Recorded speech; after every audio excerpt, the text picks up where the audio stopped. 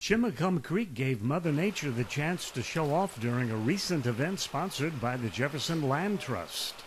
It's one of the most wonderful and mysterious phenomena in the natural world, the return of the salmon, in this case, chum salmon, which disappeared from Chimacum Creek about 20 years ago.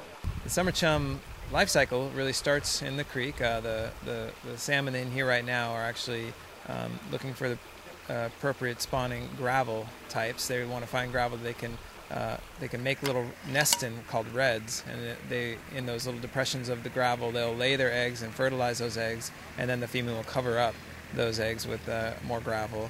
And after they've gotten big enough, they've gotten strong enough, they make their way down to the estuary where the salt water and the fresh water mix. And finally they'll make their way out into the salt water for a good 4 years.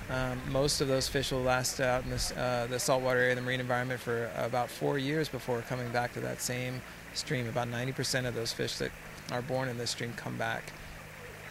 Where exactly they go during that 4 years is really not known, but for the most part they make their way out into the marine environment and travel all the way out into the Pacific, and a lot of those salmon will travel upwards of 4,000 miles before coming back to their natal stream. They come back to that same stream, like I said, about 90%, and then they make their way up to the appropriate spawning grounds. And for the summer chum, that's the lower few miles of the creek before it gets steep, before there's steep riffles and where there's the right size gravel.